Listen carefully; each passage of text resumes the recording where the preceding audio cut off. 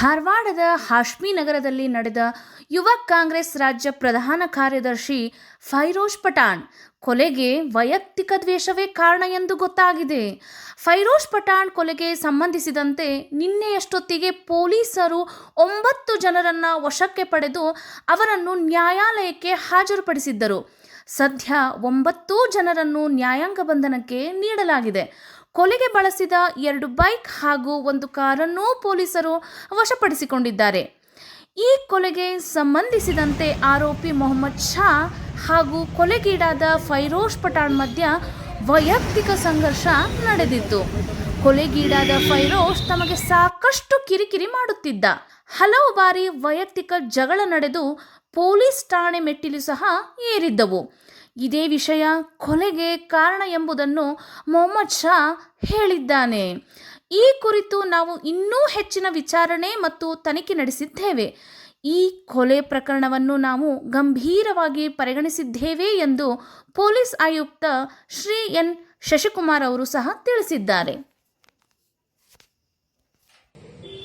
ದಿನಾಂಕ 10/4/2026 ಧಾರವಾಡ ನಗರದ ಹಾಶ್ಮಿ ನಗರದಲ್ಲಿ ಒಂದು ಘಟನೆ ನಡೆದಿತ್ತು. ಆ ಘಟನೆಯಲ್ಲಿ ಫೈರೋಜ್ ಅನ್ನುವಂಥ ಒಬ್ಬ ವ್ಯಕ್ತಿ 33 ವರ್ಷ, ಅವ್ರ ಮನೆಗೆ ದುಷ್ಕರ್ಮಿಗಳು ಕೆಲವು ನುಗ್ಗಿ ಮಾರಣಾಂತಿಕ ಹಲ್ಲೆ ಮಾಡಿದ್ರು. ಆ ಹಲ್ಲೆಯಲ್ಲಿ ಸ್ಥಳದಲ್ಲೇ ಮೃತ ಹೊಂದಿದೆ.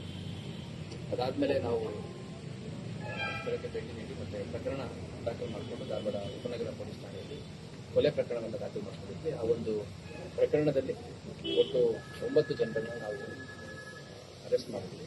ಆ 9 ಜನರನ್ನು ನಿನ್ನೆ ಅರೆಸ್ಟ್ ಮಾಡಿ ನ್ಯಾಯಾಲಯಕ್ಕೆ ಮಾಡಿದಂಥ ಸಂದರ್ಭದಲ್ಲಿ ಅವರು ನ್ಯಾಯಾಂಗ ಬಂಧನ ಕೊಟ್ಟಿದ್ದಾರೆ.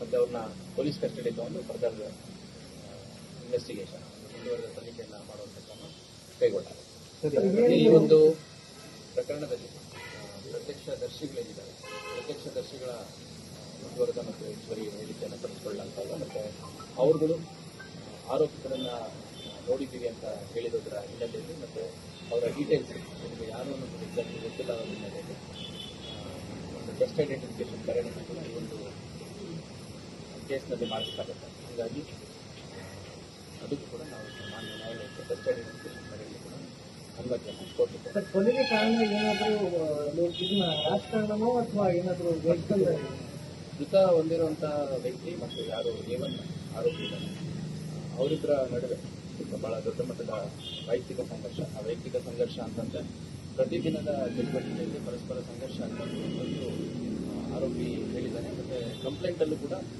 ಇದೇ ರೀತಿ ನಮ್ಮ ವೈಯಕ್ತಿಕ ಬೆಳವಣಿಗೆ ದೃಷ್ಟಿಯಿಂದಲೂ ನಿರಂತರವಾಗಿ ಕಿರಿಕಿರಿ ಮಾಡುತ್ತಿದ್ದ ಆರೋಪಿಯನ್ನು ಹೇಳಿದ್ದಾನೆ. ಹಾಗಾಗಿ ಅವರ ದಿನನಿತ್ಯದ ಚಟುವಟಿಕೆಯಲ್ಲಿ ಪರಸ್ಪರ ಸಂಘರ್ಷ ಮುಖ್ಯ ಕಾರಣ ಅಂತ ತಿಳಿದುಬಂದಿದೆ. ಮತ್ತು ಈ ಪ್ರಕರಣದ ಆರೋಪಿಗಳೇನಿದ್ದಾರೆ ಅದರಲ್ಲಿ ಹಿನ್ನೆಲೆ ಇರುವಂಥ ಕೆಲವು ಆರೋಪಿಗಳು ಇದ್ದಾರೆ. ಆ ಆರೋಪಿಗಳು ಪರಸ್ಪರ ಸಂಪರ್ಕ ಮಾಡಿ ಅವರು ಬಹಳಷ್ಟು ದಿನದಿಂದ ಅವರು ಒಂದು ಪ್ಲ್ಯಾನ್ ಮಾಡಿ ಅವನ್ನ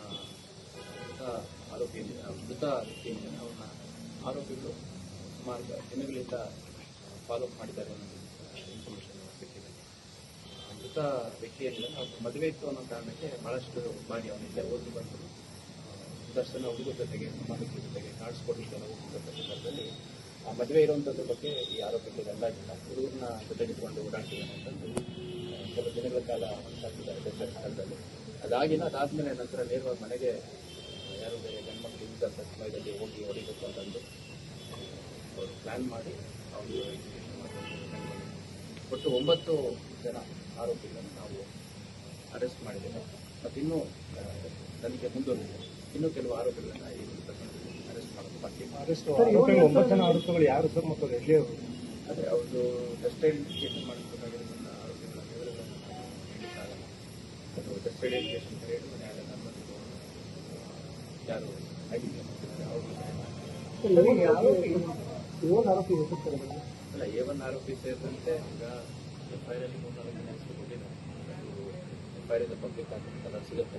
ಆದರೆ ಈ ಎಲ್ಲ ಹೋಲ್ ಘಟನೆ ಕುರಿತಾಗಿ ಎಲ್ಲ ಆರೋಪಿಗಳ ಒಂದು ಟೆಸ್ಟ್ ಐಡೆಂಟಿಫಿಕೇಶನ್ ಮಾಡಿಸಬೇಕಾಗುತ್ತೆ. ಆರೋಪಿಗಳ ಡಿಸ್ಪೋಸ್ ಮಾಡ್ತೀವಿ. ಸರ್, ಈ ಆರೋಪಿಗಳು ಏನಂತಂದ್ರೆ ಕೊಲೆ ಮಾಡಿದ ಮೇಲೆ ಯಾರು ಕೊಲೆ ಆಗಿರ್ತಾನೆ ಫೈರೋಜ್ ಒಂದು ಮೊಬೈಲ್ ಅನ್ನು ತಗೊಂಡು ಹೋಗಿದ್ರೆ ಎಲ್ಲ ಪರಾರಿಯಾಗಿದ್ದು ಎಲ್ಲಿ ಸಿಕ್ಕಿದ್ರಲ್ಲ ಸರ್ ಅಂತ ನೋಡಿ, ತನಿಖೆಯ ವಿವರಗಳನ್ನು ಡಿಸ್ಕ್ಲೋಸ್ ಮಾಡಲಿಕ್ಕಾಗಲ್ಲ. ಒಂದು ಸಮಗ್ರ ತನಿಖೆಯನ್ನು ಮಾಡ್ತಾ ಇದ್ವಿ.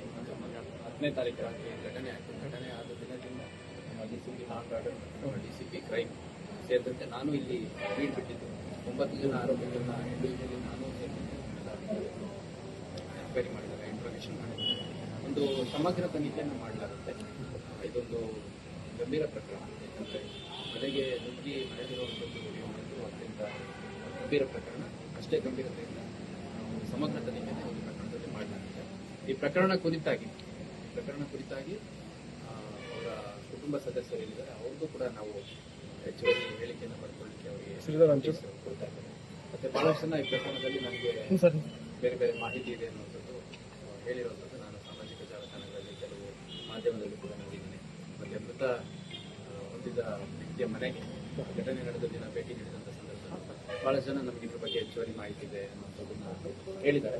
ಅವ್ರು ಯಾರ್ಯಾರಿಗೆ ಮಾಹಿತಿ ಇದೆ, ಏನೇನು ಮಾಹಿತಿ ಇದೆ, ಏನೇನು ಸಾಕ್ಷ್ಯಾಧಾರಗಳಿದೆ ಅದನ್ನೆಲ್ಲ ತನಿಖಾಧಿಕಾರಿ ಮುಂದೆ ಅವರು ಹಾಜರು ಮಾಡಿದ್ದಾರೆ.